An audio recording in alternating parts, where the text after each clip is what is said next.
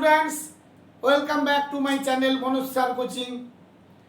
গত দিনের ভিডিওতে আমি তোমাদের স্পোকেন ইংলিশের জন্য WH ওয়ার্ড দিয়ে কি করে আমরা পরস্পরের মধ্যে কথা বিনিময় করি সেগুলো দেখিয়েছিলাম। আজকের ভিডিওতে আমরা পরস্পরের মধ্যে নিত্য নৈমিত্তিক আলোচনা কিংবা কথোপকথনকালে যে সমস্ত বাক্যগুলো আমরা ব্যবহার করি বাংলাতে, তা সেগুলোকে আমরা কিভাবে ইংরেজিতে বলবো সেগুলো আমরা শিখে নেব। কতগুলো বাংলা বাক্য যেগুলো আমি লিখেছি তোমরা আশা করি দেখতে পাচ্ছ। দেখো, এগুলোকে তোমরা খাতার মধ্যে লিখবে এবং লেখার পর অভ্যেস করবে। তারপর দেখবে তোমরাও নিশ্চয়ই বেশ কয়েকটা ক্লাস করার পর তোমাদের মধ্যেও অভ্যেস এসে যাবে। আসলে আমরা মনে মনে কিছু ইংরেজি ভাষাগুলোকে সাজিয়ে নিতে পারলেও লোক লজ্জার ভয়, অর্থাৎ বন্ধু কি ভাববে, আমি ভুল বলছি না ঠিক বলছি, এইসব চিন্তা ভাবনা করে। তা সেই কারণের জন্য আমাদের কথা মনের মধ্যে চলে এলেও আমরা মুখ দিয়ে আর প্রকাশ করতে পারি না। তা সেই কারণের জন্য কয়েকটা ক্লাস প্র্যাকটিস বা অভ্যেস করার পর তোমাদের মধ্যেও কিন্তু সেই লোকলজ্জা চলে যাবে। তা দেখো, যে সমস্ত বাংলা কথাগুলো আমরা সাধারণত ব্যবহার করি সেগুলো আমি কয়েকটা লিখেছি, এগুলো তোমরা অভ্যেস করবে। প্রথম দেখো লিখেছি, ওখানে গেছিলে। কোনো এক বন্ধুর সাথে তোমার সাক্ষাৎ হয়েছে, দেখা হওয়ার পর তুমি তাকে জিজ্ঞাসা করলে ওখানে গেছিলে। এখানে দেখো সাবজেক্ট বা কর্তা কিন্তু নেই, না থাকলেও আমরা কিন্তু বুঝতে পারছি ওখানে তুমি গেছিলে। তাই যখন আমরা ইংরেজি বাক্যটা লিখব তখন তুমি কথাটা আমরা অতি অবশ্যই লিখব। ওখানে তুমি গেছিলে, তুমি গেছিলে ইংরেজিটা কি হয়? ইউ ওয়েন্ট, তুমি গেছিলে। কিন্তু তুমি কি গেছিলে তখন আমরা কিভাবে ব্যবহার করব সেটা দেখো।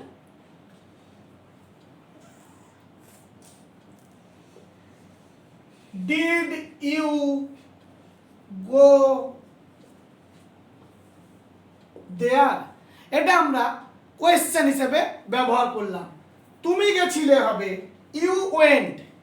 কিন্তু যখন আমরা পাস্ট টেন্সের রূপ ব্যবহার করব এবং প্রশ্ন করব তখন এই যে অক্সিলিয়ারি ভার্বটা বা সাহায্যকারী ক্রিয়াপদ যেটা আছে সেটাকে আমরা আগে লিখব ডিড, তারপরে সাবজেক্ট বা কর্তা, তারপর মেন ভার্ব। অক্সিলিয়ারি ভার্ব যদি পাস্ট টেন্সের রূপ হয় তাহলে মেন ভার্ব হবে প্রেজেন্ট ফর্মে। তাই ডিড ইউ গো দেয়ার। পরেরটা দেখো, কতদিন ছিলে। সাধারণত সময় বোঝাতে গেলে আমরা হাউ লং ব্যবহার করি। কতদিন সেখানে ছিলে, হাউ লং।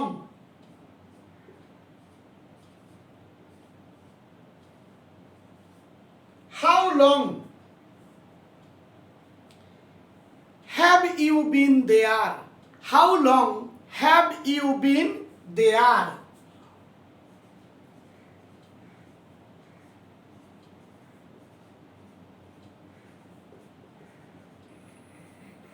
কোয়েশ্চেন মার্ক, অর্থাৎ কতদিন সেখানে ছিলে। এছাড়াও তুমি ব্যবহার করতে পারো how long you stayed there. Stay মানে থাকা, তার পাস্ট ফর্ম হয় stayed. How long you stayed there, এটাও লিখতে তুমি পারো বা বলতে পারো how long you stayed there, অর্থাৎ কতদিন সেখানে তুমি ছিলে, এটাও বলতে পারো। নেক্সট দেখো, তুমি ওখানে কি করতে গেছিলে, অর্থাৎ তুমি ওখানে কেন গেছিলে। তাহলে কেন দিয়ে প্রশ্ন করলে আমরা আগের ভিডিওতে দেখেছি কেন অর্থাৎ why. Why did you go there? Why did you go there? কেন তুমি ওখানে গিয়েছিলে? Why did you go there? Next দেখো, আমি ওকে এটা করতে বলেছিলাম। তাহলে আমি ওকে এটা করতে বলেছিলাম। আমি বলেছিলাম আগে লিখবে, কেননা আমাদের ফর্ম আছে, প্রথমে সাবজেক্ট, তারপর মেন ভার্ব। যেহেতু এটা বলেছিলাম পাস্ট টেন্স ব্যবহার করছি, সেক্ষেত্রে আমরা টেল মানে বলা, তার পাস্ট টেন্সে আমরা টোল্ড বলবো। তাহলে আই টোল্ড। আবার কোনো কোনো ক্ষেত্রে আমরা টোল্ডের পরিবর্তে আস্কড কথাটাও ব্যবহার করে থাকি। আই টোল্ড অথবা আই আস্কড। তাহলে I told him or her. I told him অথবা I told him or her to do this. To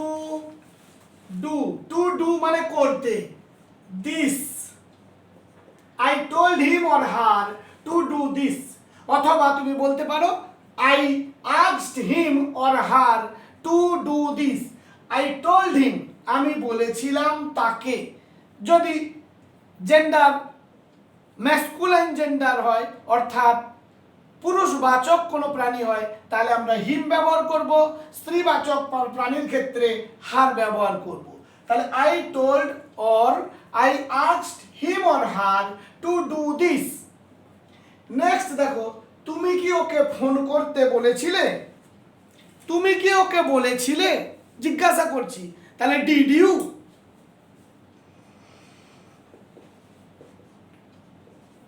Did you ask him? Did you ask him or her to call? তুমি কি ওকে phone করতে বলেছিলে? Phone করতে শুধু কোনো কাজ করা বোঝালে মেন ভার্বটা ব্যবহার করি, কিন্তু কাজ করতে, শুতে, বসতে, খেতে, তার আগে আমরা ভার্বের ইনফিনিটিভ ফর্ম অনুযায়ী টু কথাটা ব্যবহার করি। ইট মানে হলো খাওয়া, কিন্তু টু ইট মানে খেতে। গো মানে যাওয়া, টু গো অর্থাৎ যেতে। এইভাবে আমরা কোনো কাজ করতে, বসতে, খেলতে, to play, to do, to call. Call বলতে এখানে ফোন করা বোঝাচ্ছে, টু কল। তাহলে did you ask him to call? তুমি কি তাকে বলেছিলে ফোন করতে? নেক্সট দেখো, তোমার চোখে ভয় দেখছি। তোমার চোখে ভয় দেখছি, কে দেখছি? আমি দেখছি। তাহলে প্রথমে সাবজেক্ট বসবে আই, তারপর দেখা ইংরেজি সি, তা আই সি। তাহলে I see fear. I see fear in your eyes. আমি দেখছি ভয় ইন ইয়োর আইজ, তোমার চোখে। প্রথমে আমাদের সেন্টেন্স লেখার রুল অনুযায়ী প্রথমে সাবজেক্ট দেখো আই, তারপর বসার কথা ভার্ব দেখো সি মানে দেখা ভার্ব। তাহলে আই সি কি দেখি? আমি কি দেখি? ভয়। তাহলে কির উত্তর যেটা আমরা পাই তাকে বলি অবজেক্ট বা কর্ম। এখানে অবজেক্ট বা কর্ম হলো ফিয়ার। তাহলে সাবজেক্ট, ভার্ব, অবজেক্ট।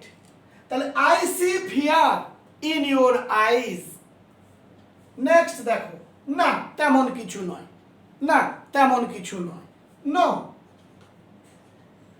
কমা দিয়ে দাও, তেমন কিছু না, nothing like that. Nothing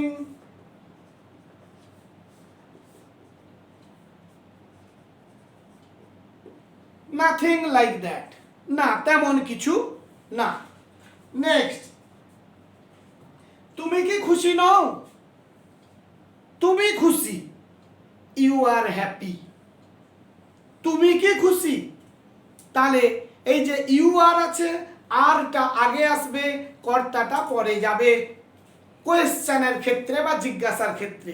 R you happy? তুমি কি খুশি? Aren't you happy? Are not, তার শর্ট ফর্ম হলো আরন্ট। তাহলে তুমি কি খুশি নও? আর নট ইউ হ্যাপি, সেটাকে আমরা লিখব A R E, not you happy, question mark. Are not you happy, তুমি কি খুশি নও? নেক্সট দেখো, তোমরা ওকে কেন নিষেধ করতে না? তোমরা ওকে কেন নিষেধ করতে না? হোয়াই। ও নেক্সট, তার আগে আরেকটি আছে সেন্টেন্স, না আমি খুশি হতে পারিনি। নো, কমা দাও, আমি খুশি হতে পারিনি। I could not, I could not be happy. না আমি খুশি হতে পারিনি। No, I could not be happy. তোমরা ওকে কেন নিষেধ করতে না? Why. Why. Wouldn't you, would not তার শর্ট ফর্ম হলো wouldn't, WOULD NT।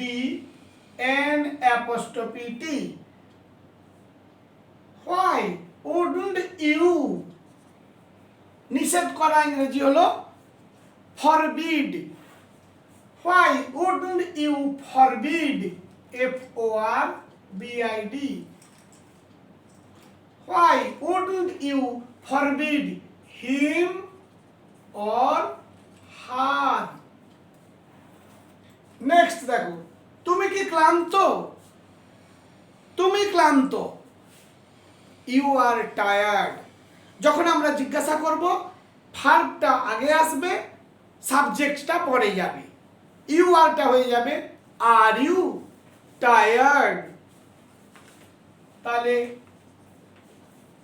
Are you tired, তুমি কি ক্লান্ত? Are you tired. নেক্সট দেখো, তুমি কি ভয় পেয়েছো?